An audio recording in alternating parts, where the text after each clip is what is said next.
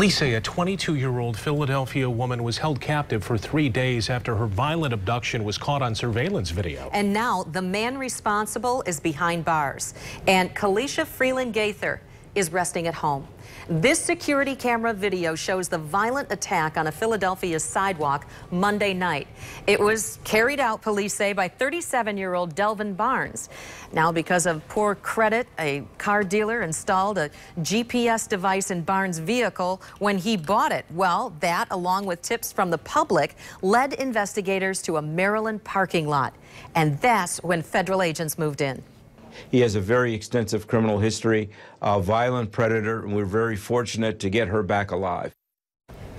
Wow, what a way to track that down. That abduction video made national headlines. Yeah, and earlier today, 24-hour News 8's Joe LaFurgie. Joe, you sat down with a self-defense instructor to kind of go through steps everyone can take maybe to avoid something like this. Well, you know, unfortunately, we hear about kidnappings all the time, but it's rare to actually see one happen. So we took that video to that self-defense expert to find out what the rest of us may learn from this ordeal.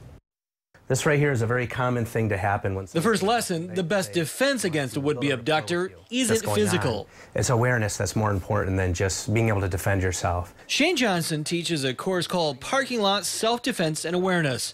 He says rule number one, don't let your guard down. As you've seen, she shook his hand. Well, you know something, there's a time just not to be nice. That handshake gave the suspect the opportunity to grab the victim. A decision just a split second earlier might have avoided that escalation. She knew something was up. She should have never stopped. See, she slowed down and stopped. She should have never done that. She should have kept going. She made the eye contact. Keep going, beeline. Because if it does come down to a foot chase, her adrenaline's gonna kick in, she's got a pretty good chance of getting away. But that didn't happen. The suspect did grab her. So what's next? The self-defense aspect of it is not to try to fight with a man. Just try to create an opportunity to get away. If she just at that point would have turned and just brought an elbow up to the air, across the bridge of the nose, just enough to get him to release, and then she could have been on her way. But by then, the suspect had control, dragging the victim towards his vehicle. What's important, and you can see it in the video, she doesn't give up. And that's a tough situation for anybody to be in. But the fact that she was struggling, trying to slow it down, trying to prevent it, she did all the things that the natural instinct kicked in, which she did better than a lot of people would in that situation. Well, you can see what's happening. There's no audio on the video, but Johnson says noise matters. His advice is simple: scream. Like you're on a roller coaster, scream. And don't just scream. You got to scream that he's taking me, he's hurting me.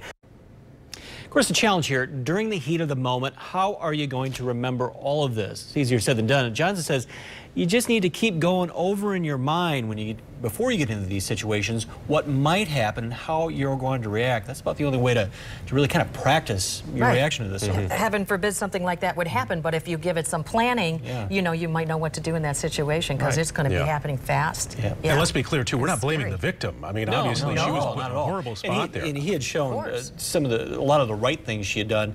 What we didn't talk about is she kicked out the window of the car, too. And that does a couple of things. It makes a lot of noise, a lot of commotion. Also gives the police something to look for, a car out there with the windows kicked out. So she did a lot of the right things. But here again, you can always learn from unfortunately, somebody else's situation. Don't engage, you know. Wow. Okay. Thank you, Joe. Thanks, Joe.